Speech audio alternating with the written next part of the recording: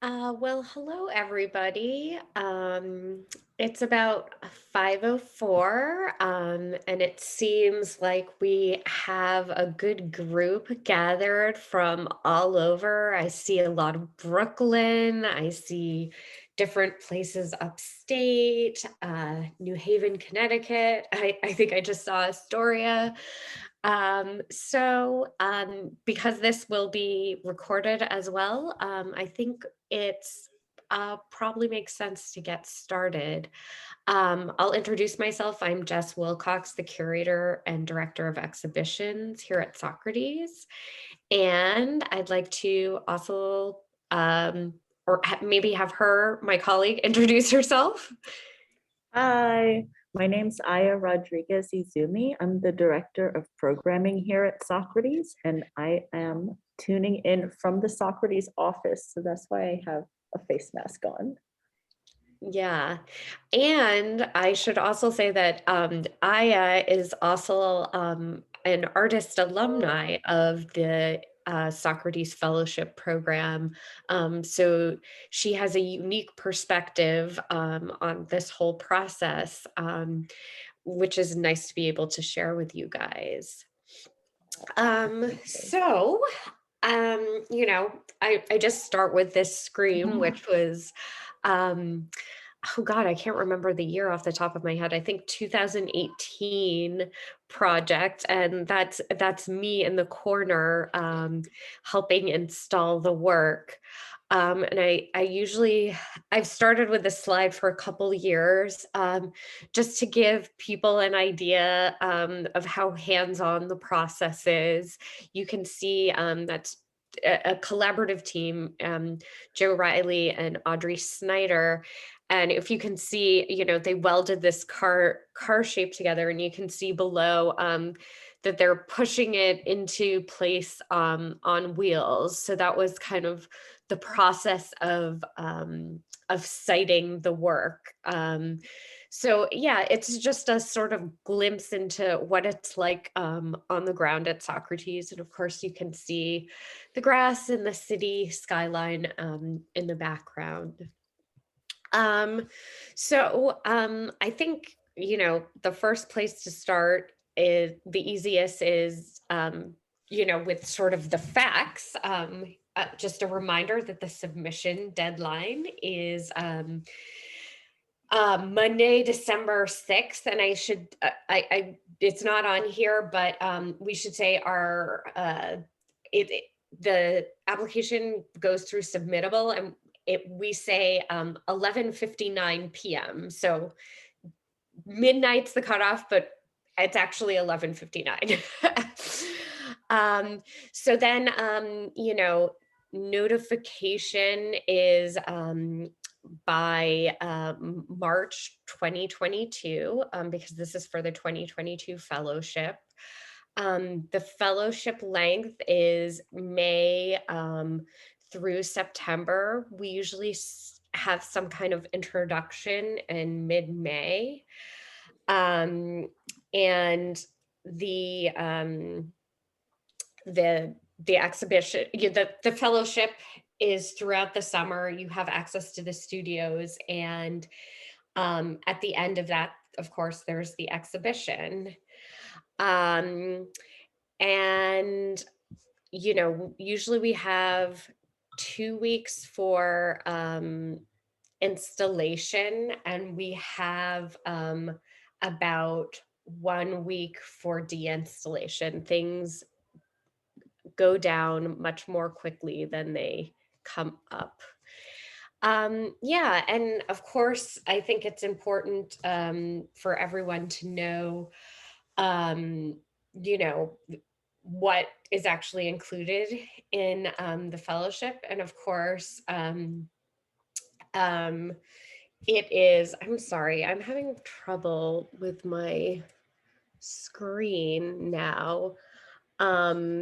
But we provide a production and honorarium fee. So, basically we ask artists to project manage their projects. So we, um, you know, give all of the money, including the production money, to you for you to spend. What's unique is, or maybe not unique, but not all organizations do it this way. Sometimes organizations will ask to see receipts at the end. We don't do that. In our application, we ask for a budget up front. So that's kind of what we do. We provide studio access.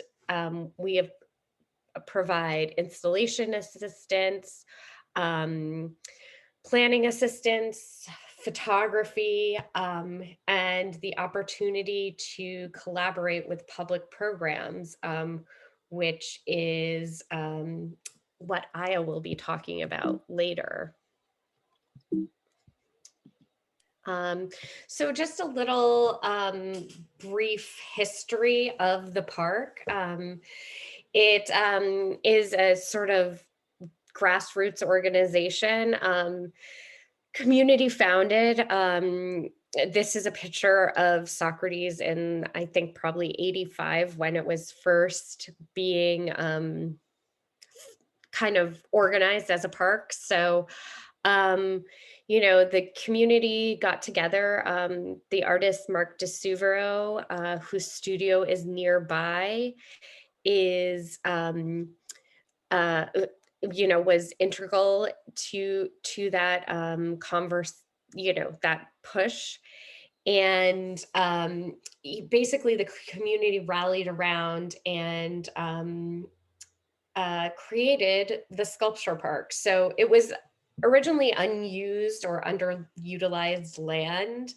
And then through community involvement, there was a lot of cleanup, and it became the green space that we know today.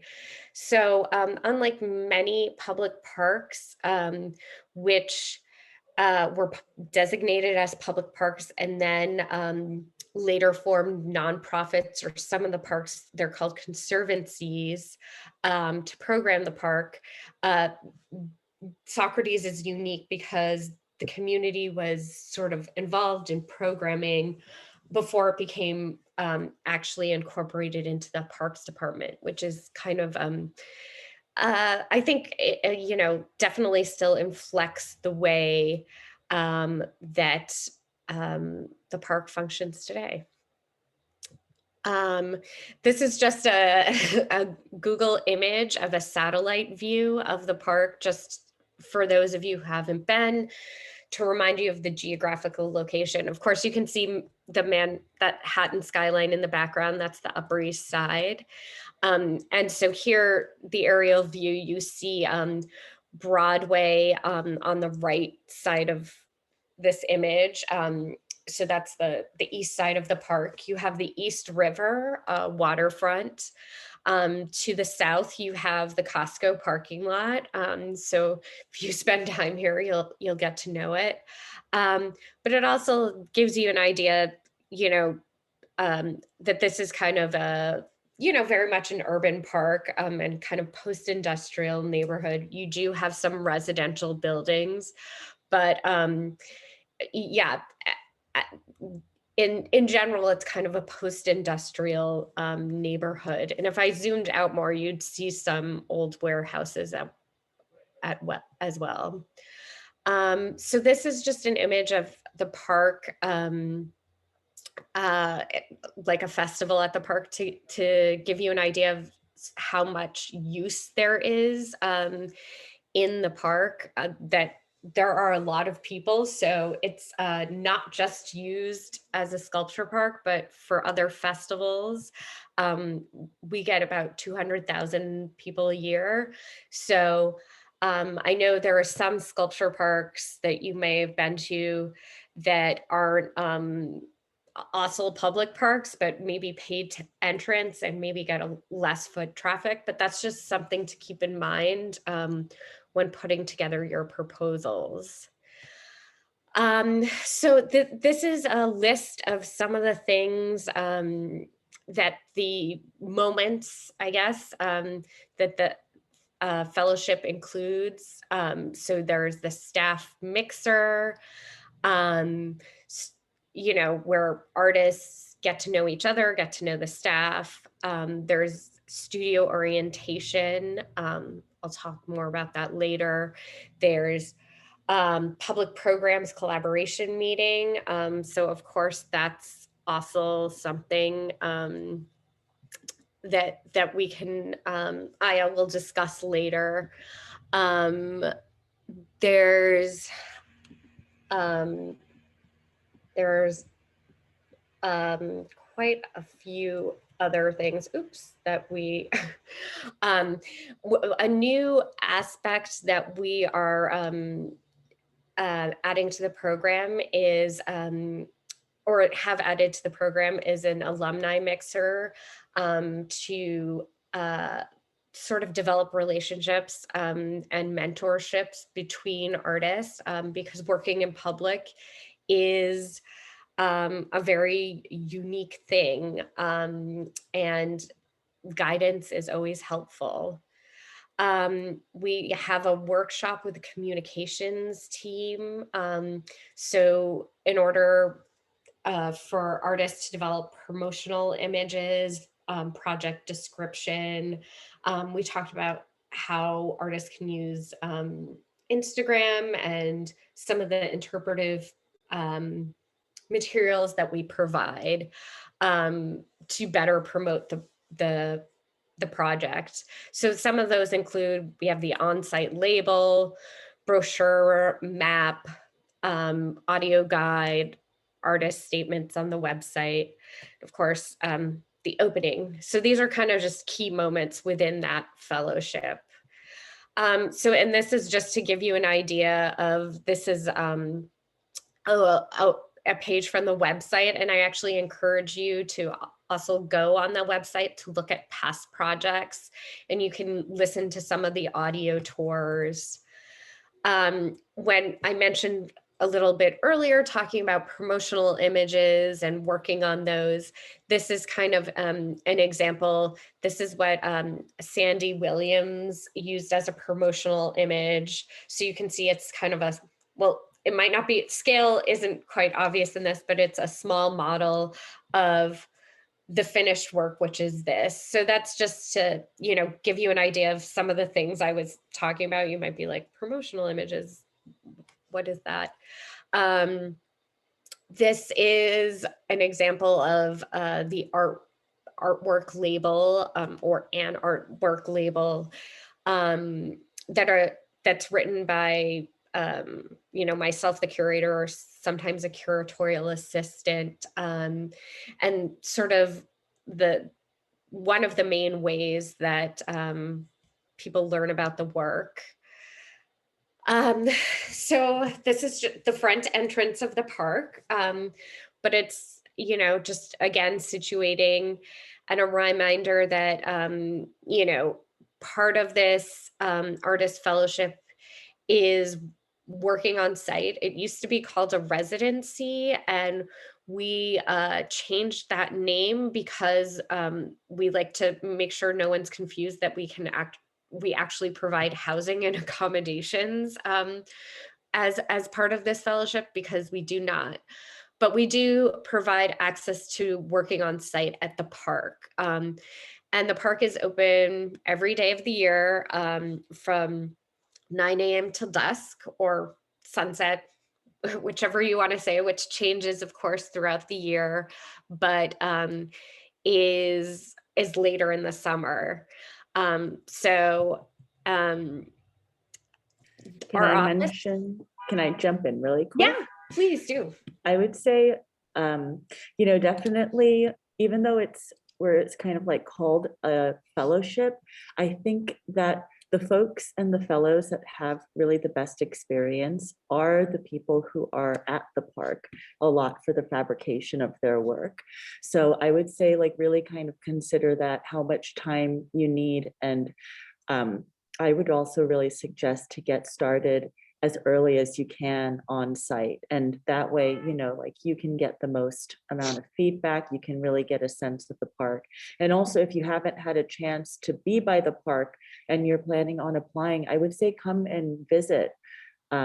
You know, as you're building your application. The current fellow exhibition is up right now too, so you can get a good sense of like scale, you know, what a project of that kind of budget might realistically look like. Yeah. Yeah, thank you so much for that, Aya. So this is just an image of our office across the way, and it has our typical hours, 10 a.m. to 6 p.m. Monday through Friday. You know, we have porta potties in the park, but we have you know, our artist fellows can use the proper bathroom. But I just mentioned those hours because, you know, I know some people have you know, 9 to 5 jobs, and um you know, will be working in the park on the weekends and it late in the evenings. But you know, you know, sometimes we make well, sometimes of course we have events at night and on the weekends. And you know, can sometimes make meetings outside of that time. But the full-time staff, their hours really are 10 to 6 p.m.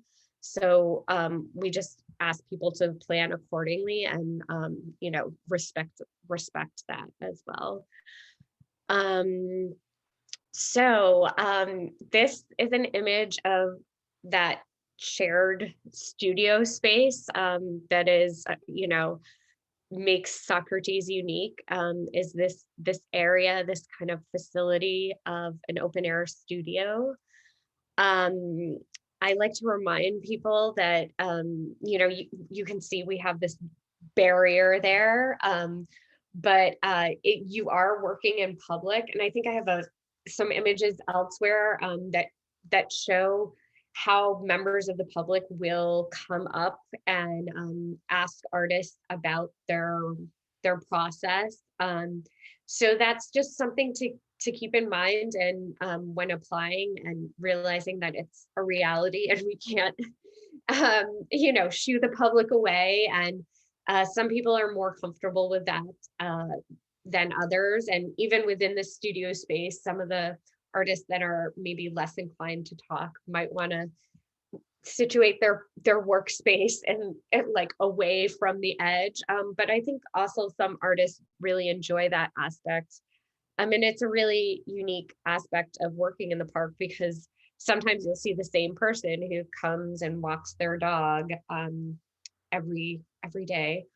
But as you can see, the open air also means that there's exposure to the elements. It has a roof, but you know, and of course, you know, all the work is going to be installed outside. So, um, you know, the open air elements is definitely just something of a reminder. So you can see like the rain, but you know, you can also see how sometimes people make a makeshift tent type thing.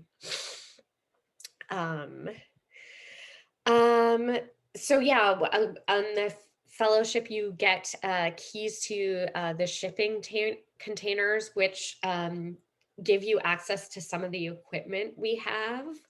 And you know, so you can see there's welding equipment. We also have safety equipment for the equipment, safety gear for the equipment that we have on hand. We have an equipment list that should be on the website. You know, there are a few kind of more heavy machinery elements that only staff can use. For safety reasons because they require certain operator licenses. So it's best to, you know, put that in the proposal if you expect to use that equipment. But obviously it will be staff run and decided. Can I Um, say one thing about oh the yeah, equipment and fabrication too? And please. No, also this about is like good because the, it's so much better than me just blabbing. and also about like the kind of like orientation and training that Jess shared on the last slide before this. So things, like there's a lot of work that maybe involves like welding, involves like wood, involves this kind of fabrication. And while there are like orientation kind of workshops, um, it's definitely something that the staff and the studio staff will not necessarily like teach you from the ground up how to weld. Like they'll give you an orientation, like it's usually like a group orientation. Well, they're like run through the machinery, and of course they're there on site to help out everyone. But it's definitely something, these, if it's like a new skill for you, it's something that really the artist has to take upon themselves to like practice and learn that skill. Not saying that if you haven't welded before and you want to use welding that you shouldn't, but definitely think about the learning curve that you might encounter if it's like a brand new skill for you. Yeah, thank you so much for mentioning that, Aya. And that's, often I think something that we do look at with proposals and the budget. Part of the proposal is a budget, and some, I think the majority of the people make the work on site. Sometimes people have specialist fabricators that they might work with for a piece of the project and then bring an element on site to finish it off. um, and there are multiple ways of doing that, but in the budget sometimes you can have a line for a specialist kind of fabricator, or assistance, or to pay someone for a specific element. um, but yeah, we will also be looking, if in your budget there's no hired labor, and your narrative process says, oh, you're going to uh let's say weld the whole thing, then we typically look for past work to see that you have experience doing that. um, which isn't to say that no one can take on a or that artists have not taken on working in a new way and new media and been successful at the park. But we like to see often a lot of buffer in the budget related to that, for that kind of learning curve. And probably not have it be the sort of most ambitious project if it is a kind of really new process for the artist. So that's where looking at the work samples of past work, um, can really inform. And I often like to see, if you're proposing something in ceramic, it's a good idea to probably put some of the ceramic work you've made in your work samples, for instance. Um, so going ahead. Yeah, this just I wanted to speak a little bit about the installation. So the idea is that ideally for these kind of 3 months, you're really making the project. But then there's the installing it and actually securing it to the ground, and making sure it's safe. So usually that happens in about 2 weeks in August or September, depending. Sometimes it's like last week of August into September. It kind of moves a bit. And this point, we have hired contractors who work with you to help install the work. So it's not like a museum where you sort of drop off the work and then you know, the install crew takes it away and installs it for you. It's very hands-on. You know, we expect artists to have a plan for installation. So, you know, over these three months, so you know, artists are supposed to be their own project managers.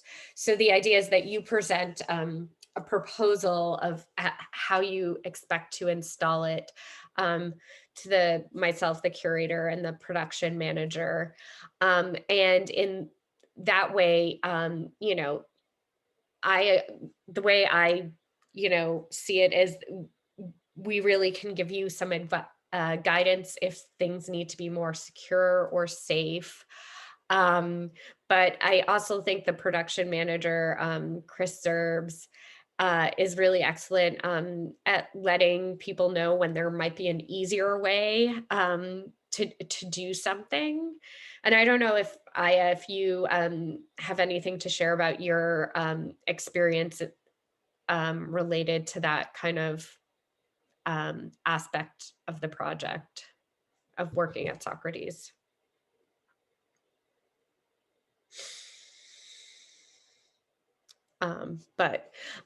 So, you know, basically, our installation crew is there um, during office hours to help whenever the park is open.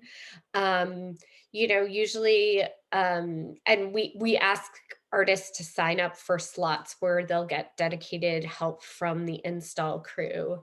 Um, you know, usually things aren't plopped down in one day.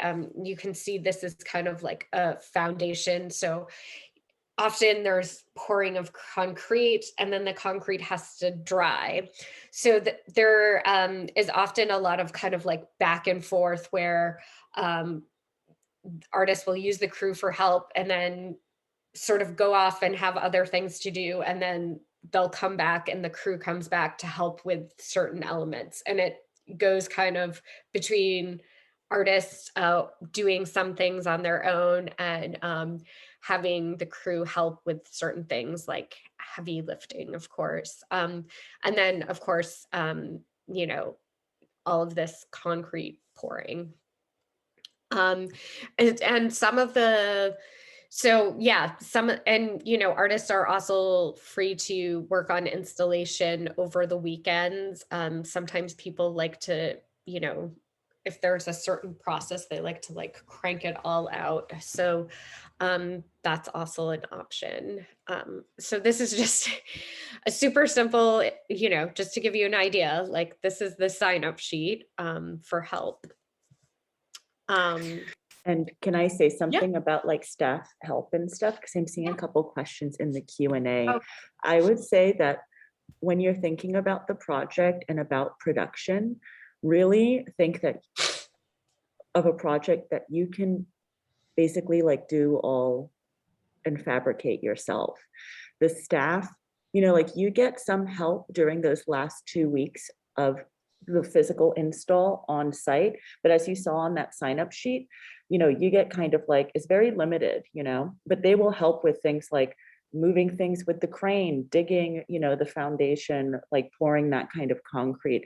But in terms of like armature welding, in terms of like, you know, creating those kinds of things, the staff and the studio folks are here to consult, but you are really in charge of producing all of that. Yes. Thank you for clarifying. Yeah, absolutely. You know, it's And you, really, go yeah, ahead, go oh, ahead. go ahead. I was going to say you can, and if, you know, like, also don't assume that there will always be someone who is available to like give you a hand. There might be, you can ask like your fellow artists who are there, you can ask some folks on the staff, but there's always, you know, like a lot of things going on at the park. But your budget, you can use that to, you know, hire an assistant if you need, like, if you know that you need dedicated help for like certain days, that kind of thing. And, you know, there's folks that work at the park on and off are seasonal folks, so we can also, you know, help point you to someone who may kind of like be able to assist you in the different ways, but you're also welcome to like source and find those folks yourself too. Absolutely. This was the image I was referring to again about working in public. Um, yeah, just, we ask during installation, we don't close the park during installation, and it really kind of, you're building the work in the usually in the studio area, and then there's the installation. So like these, you can see, for example, these different bricks were all poured and cast at different moments, and then they were, stacked. Um, but you can see the work sites roped off, and the member of the public is interested, asking what's going on. You can also see, the kind of equipment we have, the DIY, using ladders, this kind of thing. Um, so yeah, because it's a public park, we just like to remind people, we also don't have a dedicated staff. I mean, who comes and like cleans up after you. So it's very much, all hands on deck. Um, I also like to, just show people these images of the park, because it's a former landfill, we have poor drainage. So that's definitely something to think about. If you are thinking about digging anything, people often think about that and make proposals for that. So you have to have some kind of thoughts on drainage, because this is just the park in general and we have issues. So as soon as you hit the ground and hit the water table, it becomes very um, difficult. So that's just kind of yeah, a reminder. You might want to adjust proposals accordingly. And some of this poor drainage also, I think it changes over time, because we're constantly changing the slight topography of the park when we take things in and out. So we also don't really have like a specific map where some of these problem areas are, because it always changes. Yeah, this is just a photo of our installation crew, just to, again, a reminder that you have installation crew help. Again, letting you kind of see the equipment and the ways we, are leveling things, but also to just say that, many of our crew are also artists as well, and bring different skills. As I mentioned in the equipment, we do have some access to some heavier equipment. We have a lift and a boom truck for lifting heavy equipment. I can't remember the weight limits off the top of my head, but it should be on the equipment fact sheet. And its use is on a case by case basis. This is a volunteer help from our dear friends at Spacetime Studio, which is Mark DeSuvero's studio. Mark DeSuvero being one of the artists who was very involved in founding the park. So we can do big things and lift heavy things, but there's always some negotiation, because it's at the goodwill of our neighbors. Um, Again, lift basket, can be available for certain kinds of things. And then I mentioned not having, a clear topography of the park. This is more or less how we cite locations.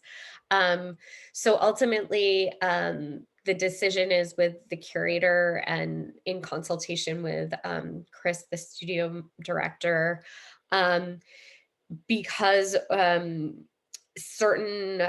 instance, certain artworks require certain things, like, for instance, electricity, in which case we would locate a work in more proximity to our outlets.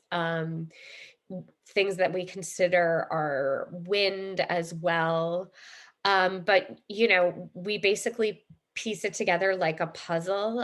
I like to ask all artists to have, certainly more than one, hopefully three locations that they're interested and willing to cite their work so that we can kind of play with that puzzle and make sure that, there's no sound bleed if there's multiple sound works and all these kinds of things that are important for a group show because ultimately that is what it is. So this is what the map turns into something more professional. So this is an example of a map layout with interpretive materials. And then I'm gonna stop talking so much for a while and let Aya talk about programming. Yeah, great. So hi again, my name's Aya Rodriguez-Izumi. I'm the new director of programming here at Socrates. And like Jess said, I'm also a former fellow, so I really understand where you all are at like in this process. And I'm also going to like share a little bit about my application and my experience as a fellow after this too. But before that, I wanted to talk a little bit about the kind of programming we do here, because that's also an opportunity for artists to get involved with the park and the community and the folks that we really serve here at the park. So like Jess said before, we are, a place that exhibits sculpture, but we're also a New York public park. So we get so many different folks that come here all the time. People from, we get a lot of folks that are just in the neighborhood that come on a day by, just on like a daily basis, like we're just like their local park where they come and bring their family, bring their kids. And then we also have different things that are like, big events, big festivals, workshops, like weekly programming. Definitely like April through November is like our big kind of busy season because we can be outside during those months. And really like our outside season kind of ends with Halloween, which just happened. Like last weekend. So yeah, just gonna kind of like run through these different things. Like we have big events, festivals like the Queen's Green Day, summer solstice is a big thing, our Halloween harvest. We'll show you some images of what that looks like too. We also have a lot of educational programs. Doug Paulson, who's the director of education, really has a big variety of different kind of workshops and really kind of like partnering with students of all ages. And then we have like healthy living kind of events. Here's an image of our healthy living farmers market that happens here on Saturdays during the summer. That actually just wrapped up this past weekend as well. Cool. Can you go to the next slide, please? Thanks. And also, like on the weekends, we have consistent, weekly programming like yoga, different kind of like movement-based things. So there's really like a range of stuff, like big festivals, repeated programming, and then also things like one-off workshops and that kind of thing. And on all levels, there are places that artists can get involved in. If you think of like what kind of fits into your project, that could, is potentially something that's good. Could you back up one slide, Jess? So here is another space in Socrates. It's called the Sticks Outdoor Education Studio. It's kind of like right next to where that shed sculpture kind of like part of where like a lot of the studio making happens. Sticks is very much kind of like where a lot of the outdoor education and those kind of workshopping classes happen, but also sometimes, artists might be making in there too. Great, could you go to the next slide? Here's some examples of our emerging artist fellows getting involved in different things, like our summer solstice. We also have like movement-based programs like hip hop in the park, that kind of thing. And a lot of times, artists get involved by maybe offering workshops or offering that kind of engagement, but we're really open to a whole range of thinking with that. And that's something that we really want to kind of like work a lot on, is how can we bring in the artists that we're working with and exhibiting at the park into these kind of moments where there is engagement with the public and the community around the park. Great, could you go to the next slide, Jess? Here's another example of the Queen's Green Day event. This is a 2018 fellow, Joe Riley and Audrey Snyder. I think that they're maybe kind of like making some kind of, maybe this is like they're dyeing fabrics or something, you know? A lot of it is like really geared towards nature, outdoor kind of activities. So if that's part of your project, please like highlight that in your application too. Oh, here's like a Halloween harvest from 2016. Leanne Bosk, I guess they were making these kind of like, I don't know, looks like this kind of little like gravestones kind of thing. You know, so we do a lot of like really fun stuff too. Can you go to the next slide, please, Jess? Oh, and this year, we're also really excited. We did our first annual Flight of the Gourds, where we also, you know, like brought in artists to do like a pumpkin carving contest. And then we like catapulted all of them into this like big compost. So here's some of the current and past fellows that came through for this event. So really, you know, is kind of like, there's also moments that maybe even if there's not programming that is built into your project, but we might, you know, ask anyone who is willing to come into some of the programming that we have planned and invite artists in that way too. So it's very, you know, like interactive. We want to build that kind of engagement that we have. Here's also an example of an artist who,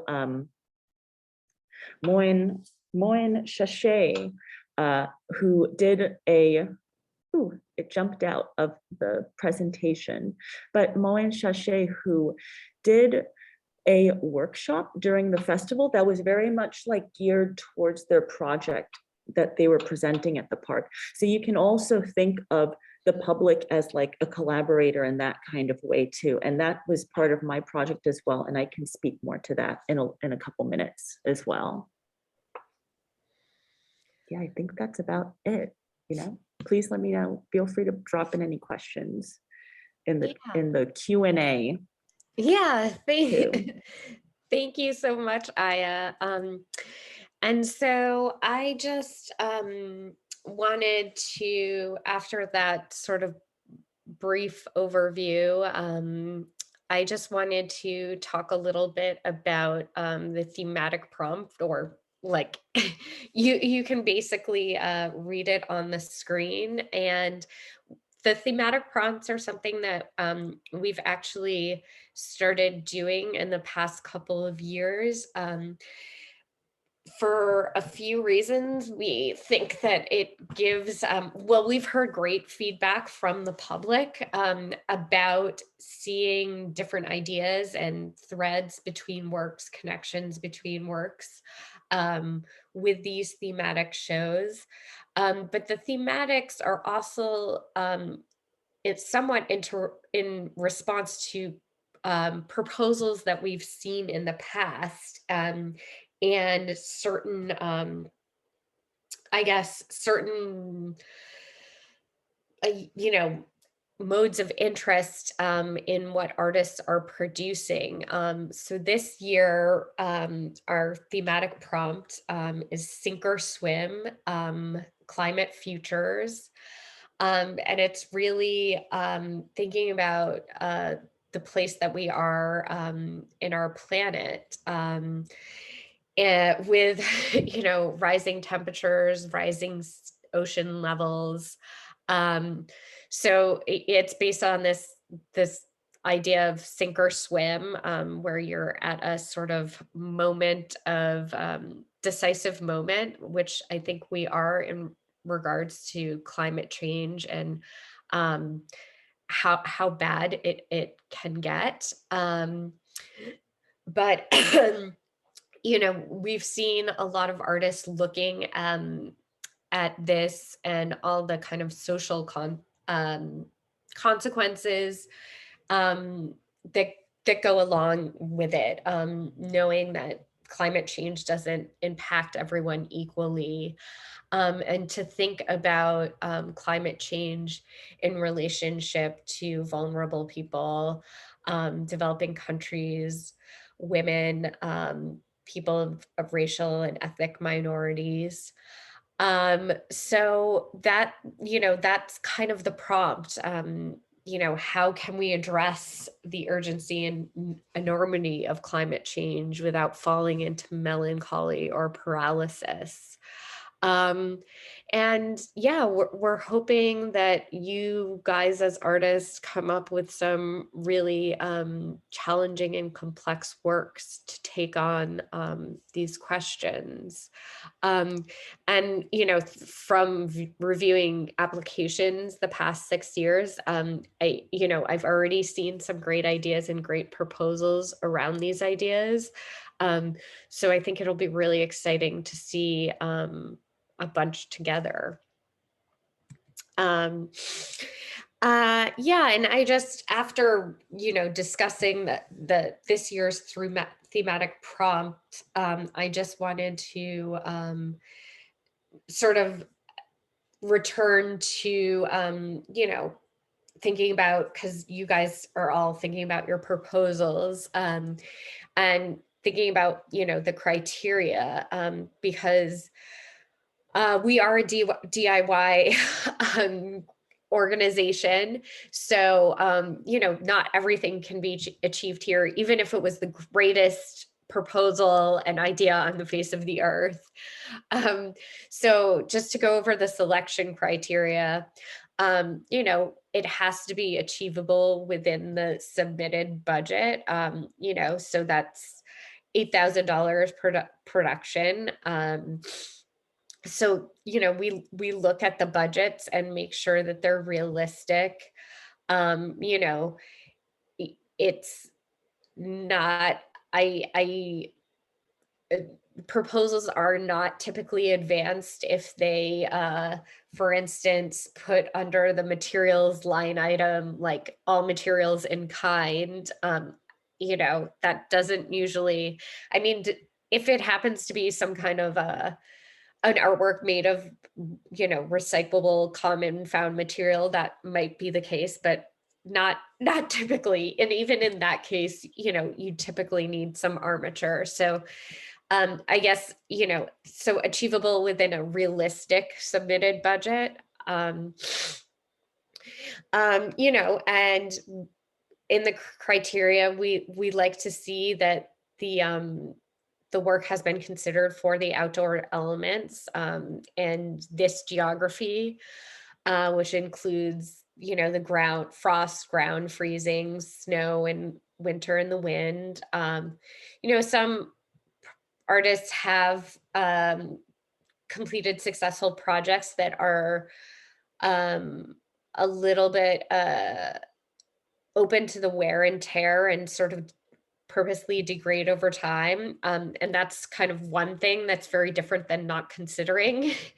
And then, there's also we get a lot of proposals that involve growing, and we like to growing, plants, in which case we like to see consideration of the exhibition's length, which is, opening in September, um, going over the winter, ending in March. So we like to see that seasonality is considered.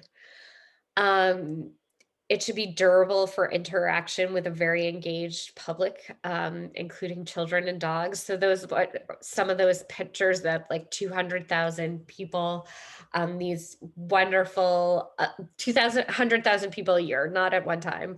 But I think Halloween Harvest, we had 3,000 people, Yeah, our last festival.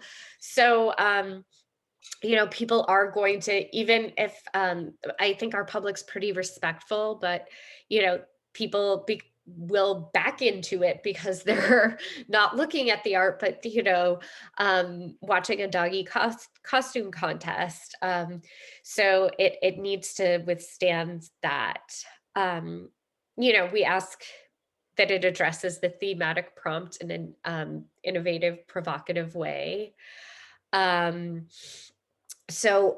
One of the things that I uh, regarding this kind of the thematic prompt, but also in the innovative, provocative way, I do tell people, artists, to look at projects that have been presented at the park in the past, because sometimes we do get proposals that closely mirror projects that have been presented in the past, and that is not likely a project that one that we would select.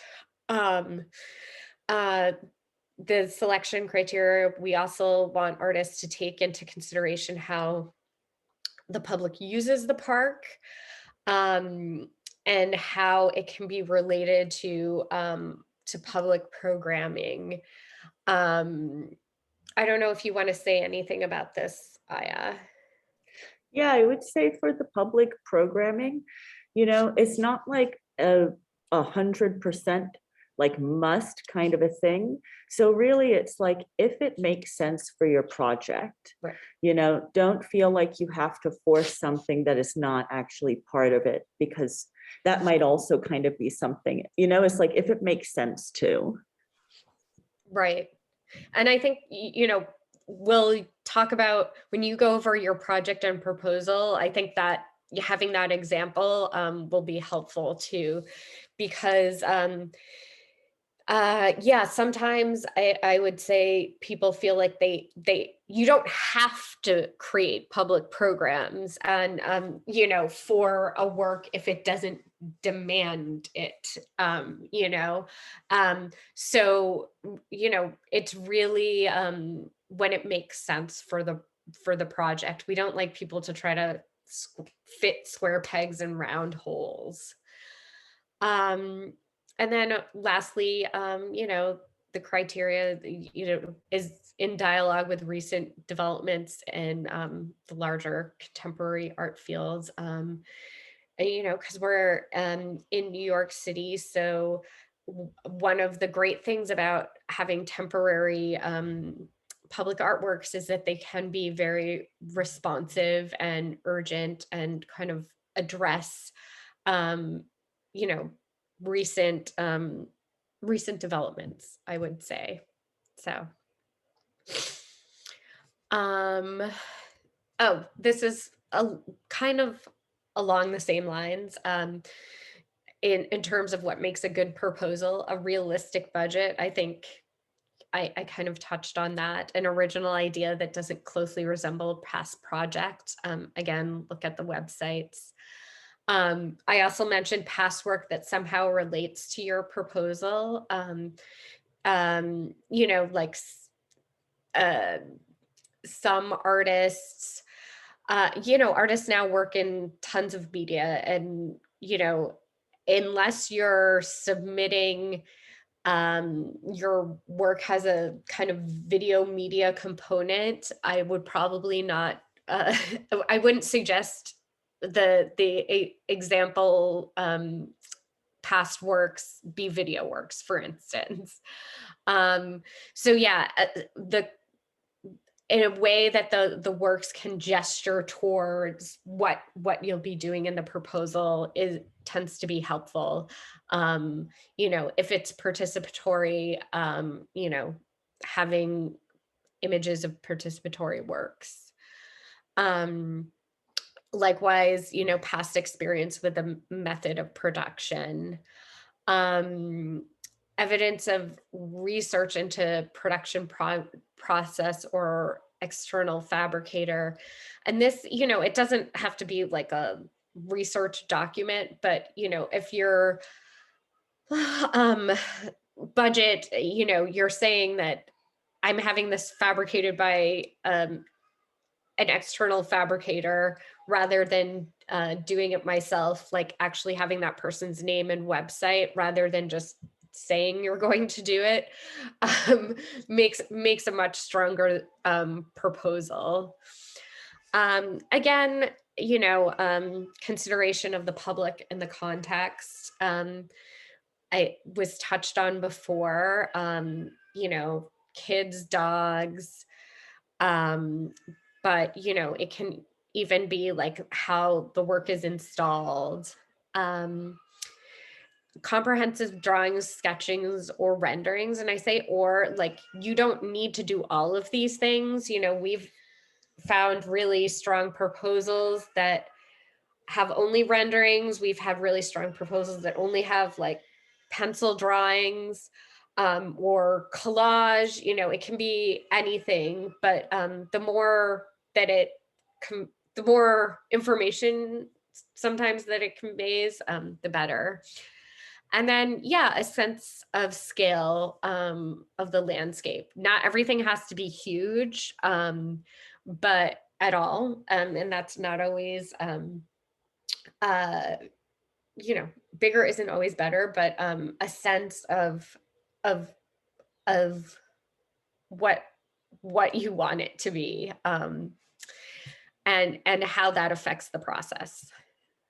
Um, I'd like to give a shout out to the Van Leer Fellowship, which is it's a funding source that supports several of the fellowship spots that we have here.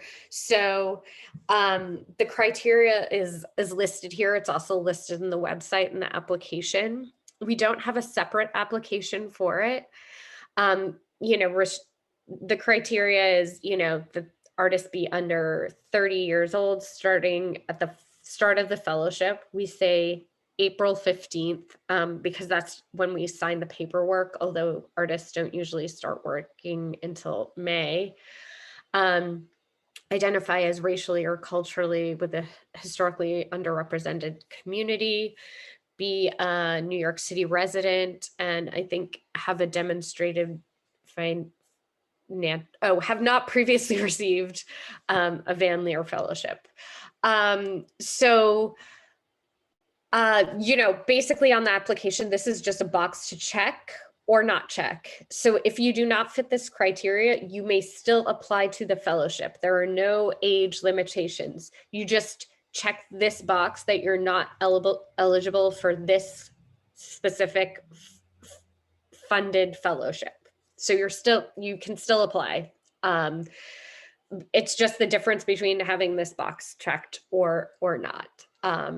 So yeah, sometimes that confuses people. They'll do the application and get to this and then to say, oh, I'm not younger than 30, but you can still apply. You just don't check the box for this. Or you check the no box, I think. And so since, you know, we went through some of this stuff about the proposal, now we're going to look at a successful proposal, and Aya's going to walk you through it. Yeah. So there's a lot of questions about, you know, what the kind of sketch looks like, what you should, you know, propose. I want to like preempt all of this and say that this is only like one example of this. So please don't feel like your proposal needs to look like this. Everybody has a different way of creating sketches. This is the way that I do it. I'm like, you know, I do like digital renderings of them because that's the way that's easiest for me. But that's an example. This is actually like what I applied with for the 2020 fellowship. And I will also say that I applied for the fellowship twice. This was my second time applying. And, you know, so if you don't get accepted this time, if it's a project that you're really, you know, passionate about, apply again. Great. Can you go to the next slide, please, Jess? Yeah. Well, I just wanted to say, I mean, like in your little renderings, you know, it's helpful that you also have like material steel structure, and then you give the close up of the acrylic beads. Yeah, definitely. So this was my third public sculpture. So the things that I really considered were material, scale, you know, and like how it looks in the park, but also just like the size. Here's an example of like showing you that like, yeah, that was a piece that I had to build primarily a lot. So there I am, you know, like building this sculpture, putting on the beads, you know, Definitely there is help getting all of this out on the field though, because I think the sculpture altogether probably weighs like maybe like 1,000 pounds or something. So there is help like when you need it. Yeah.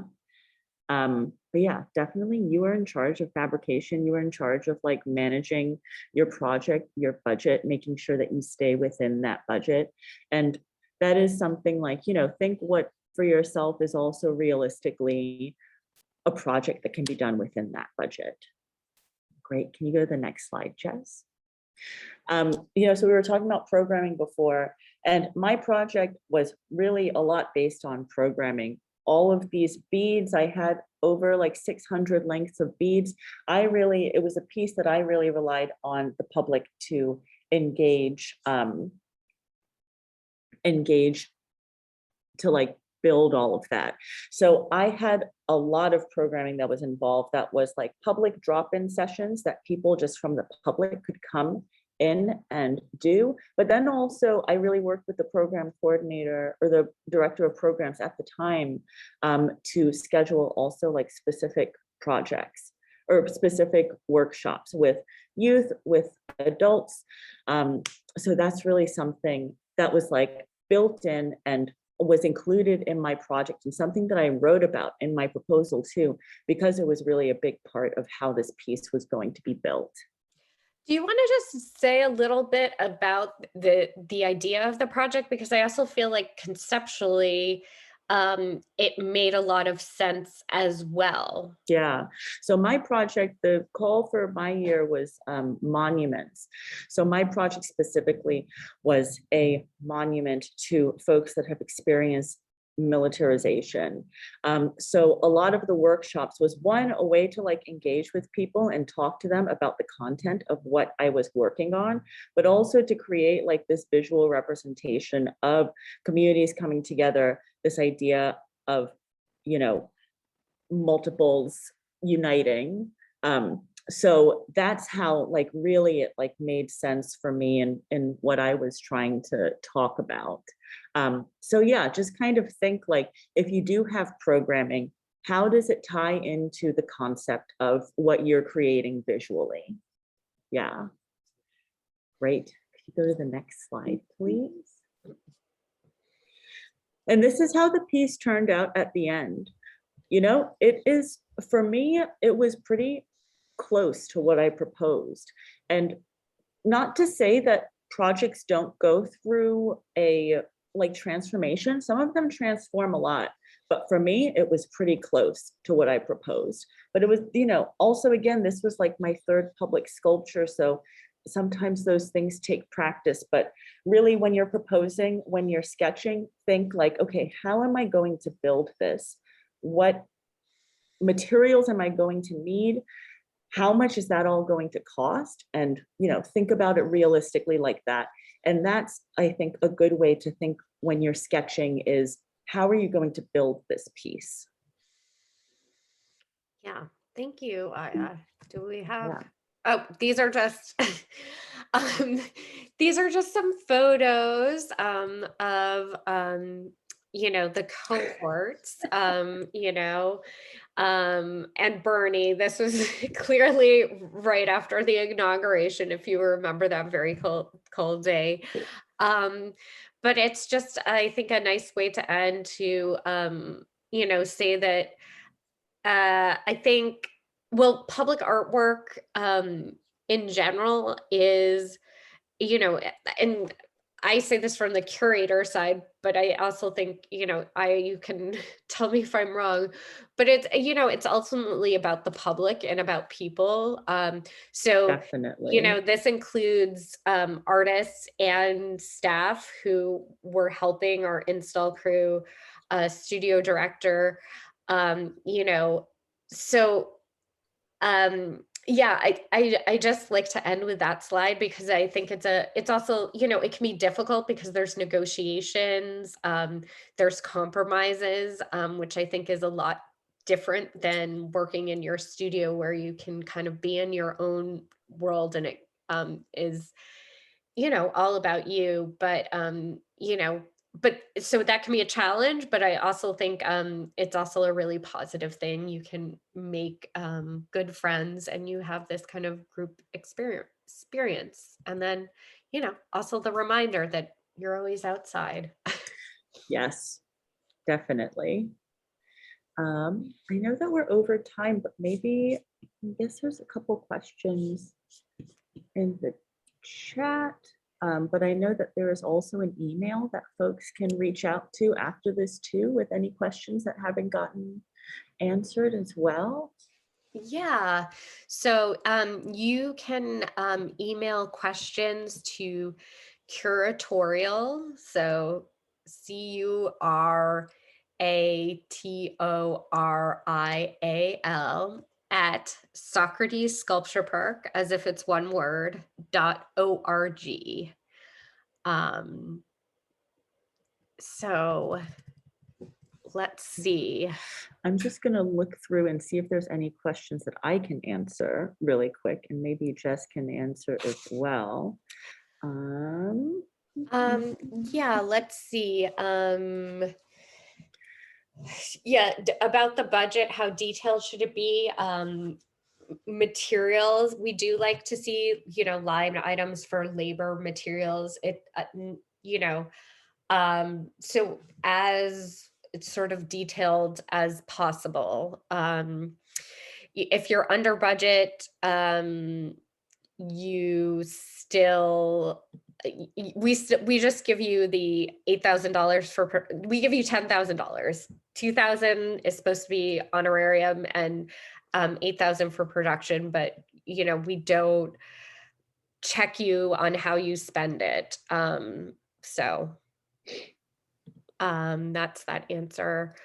Um, it doesn't have to be a model or architectural rendering. So, we go with sketches are fine. Um, let's see, larger scale pieces. Something about where is this? Digging, I see hole diggers. For digging foundations, that is something that the install crew does. So we have a bobcat that actually um, that and our staff will dig the foundations and pour the cement. We like artists to be on site and sort of like lend a helping hand for that, because it's also kind of a good learning experience, but it's not something that you have to do on your own.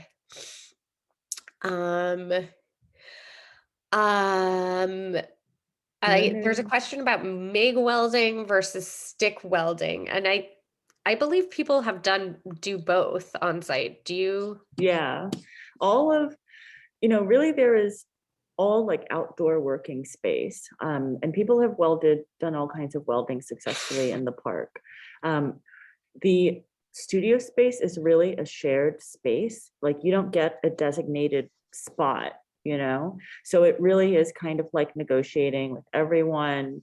But usually, you'll find people will work in different spaces that because it's like maybe more conducive in terms of storage of the work while it's in process. That's also like a negotiation with the other artists, fellows that are there, with the studio team. But really think that for the most part, everything is going to be stored outside. Yeah. I see. Can a sculpture be built in its final resting spot, or does it need to be moved from the studio space to the final spot? Some works can potentially be built on site, but that does complicate things in terms of like how much help you get. And uh because typically the idea is you make the work and then we help you install it. So it's you still sign up for those slots and get the help, but it really has to be a manageable project and streamlined, because it crunches all the work into a very short time. So it's not the ideal way. Um, I think I saw, yeah.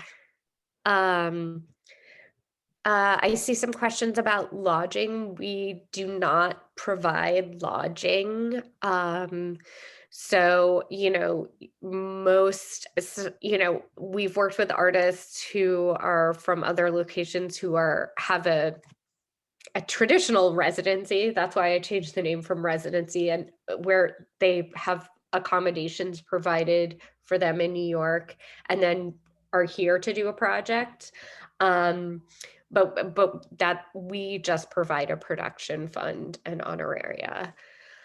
Um, there is some storage, and which is on site, which is in a shipping container. I saw a question.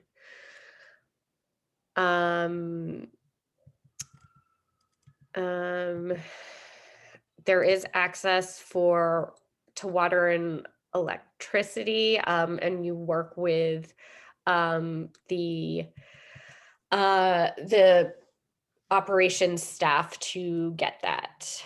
You don't need any kind of education to qualify. There's no age um, uh, limit, and you don't need any kind of education to qualify. Strong air compressor. I think there's an air compressor. I don't know if it's strong. Um, some of these are very specific, and I actually might have to, some of these tool questions, I might have to uh, answer. You could write to the curatorial email, and we could have the director of production answer, because I can't speak to the strength of the pneumatic, um, our pneumatic tools. But that if that list is not on the website, we can get that up. Um, yeah, I think I've answered most of these questions. Uh, um, uh, is Socrates open to using non-traditional art materials like paper if the artist can uh display? It just moved. I lost the question. So yes, we're used to, you can use non-traditional materials as conceptually, the degradation that would happen with paper, in the open air over time is part of the work. So yes. Yes. Um, Artists can only submit one proposal.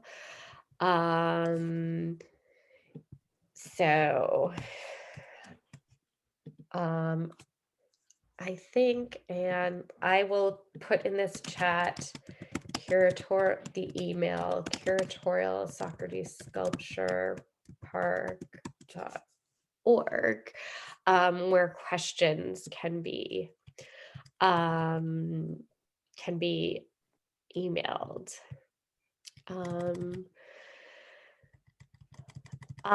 And I think this is most of the questions. Um, um, oh, can you speak to how performance has been included?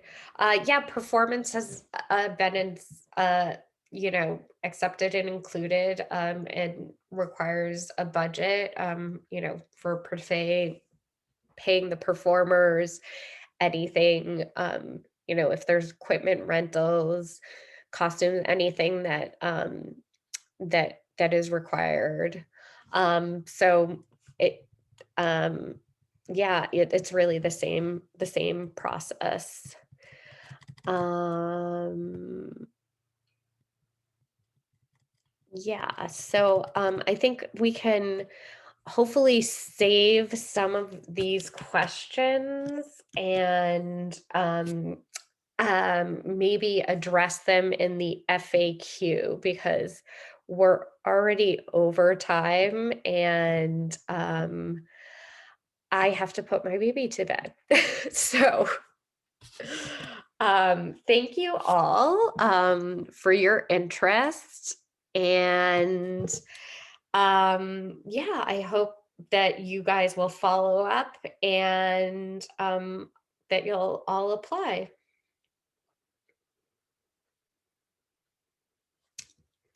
Great, thanks everyone. And yeah, we look forward to seeing your applications. Bye.